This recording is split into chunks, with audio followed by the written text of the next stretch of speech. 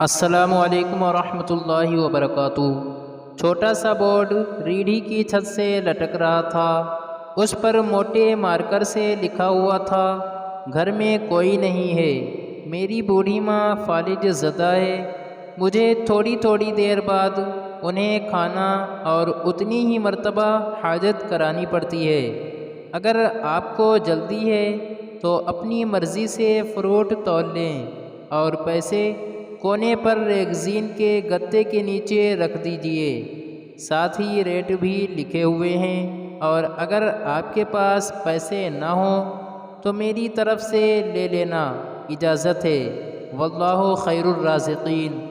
ادھر ادھر دیکھا، پاس پڑے ترازو میں 2 کلو سیب تولے، درجن کیلے لیے، شاپر میں ڈالے، پرائز لسٹ سے قیمت دیکھی، پیسے نکال کر ریڑھی کے پھٹے کے گتے والے کونے کو اٹھایا، وہاں 150 10 کے نوٹ پڑے تھے۔ میں نے پیسے اسی میں رکھ کر اسے ڈھک دیا۔ ادھر ادھر دیکھا کہ شاید کوئی میری طرف متوجہ ہو، اور شاپر اٹھا کر واپس فلیٹ پر آ گیا۔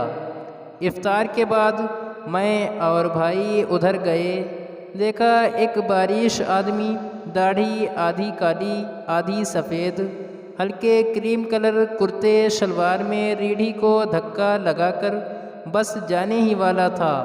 وہ ہمیں دیکھ کر مسکرایا اور بولا، صاحب پھل تو ختم ہو گیا؟ نام پوچھا تو بولا خادم حسین۔ پھر ہم سامنے ڈھابے پہ بیٹھے تھے، چائے آئی، کہنے لگا پچھلے 3 سال سے اماں بستر پر ہے، کچھ نفسیاتی سی بھی ہو گئی ہے، اور اب تو فالج بھی ہو گیا ہے، میرا کوئی بال بچہ نہیں، بیوی مر گئی ہے، صرف میں ہوں اور میری اماں کی دیکھ بھال کرنے والا کوئی نہیں، اس لیے مجھے ہر وقت اماں کا خیال رکھنا پڑتا ہے۔ ایک دن میں نے اماں کے پاؤں دباتے ہوئے بڑی نرمی لجالت سے کہا، اماں تیری تیمارداری کو تو بڑا جی کرتا ہے، پر جیب میں کچھ نہیں ہے، تو مجھے کمرے سے ہلنے نہیں دیتی، کہتی ہے تو جاتا ہے تو جی گھبراتا ہے۔ میں نے کہا تو ہی بتا میں کیا کروں، اب کیا غیب سے کھانا اترے گا؟ نہ میں بنی اسرائیل کا جنا ہوں، نہ تو موسیٰ کی ماں ہے، کیا کروں؟ یہ سن کر اماں نے ہانپتے کانپتے اٹھنے کی کوشش کی۔ میں نے تکیہ اونچا کر کے اس کو بٹھایا، ٹیک لگوائی، انہوں نے جھرریوں والا چہرہ اٹھایا، اپنے کمزور ہاتھوں کا پیالہ بنایا، اور نہ جانے رب العالمین سے کیا بات کی۔ پھر بولی، تو ریڑھی وہیں چھوڑ آیا کر، تیرا رزق تجھے اسی کمرے میں بیٹھ کر ملے گا۔ میں نے کہا، اماں کیا بات کرتی ہے، وہاں چھوڑ آؤں گا تو کوئی چور اچکا سب کچھ لے جائے گا، آج کل کون لحاظ کرتا ہے، بنا مالک کے کون خریدار آئے گا؟ کہنے لگی، تو فجر کو ریڑھی پھلوں سے بھر کر چھوڑ کر آ جا، بس زیادہ بک بک نہیں کر، شام کو خالی لے آیا کر، اگر تیرا روپیہ گیا تو یہ خالدہ ثریا اللہ سے پائی پائی وصول دے گی۔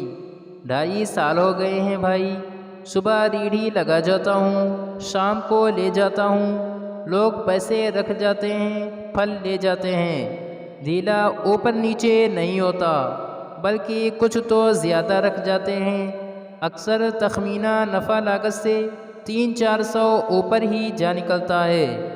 کبھی کوئی اماں کے لیے پھول لگ جاتا ہے، کبھی کوئی اور چیز۔ پرسوں ایک پڑھی لکھی بچی پلاؤ بنا کر رکھ گئی، نوٹ لکھ کر رکھ گئی کہ اماں کے لیے ہے۔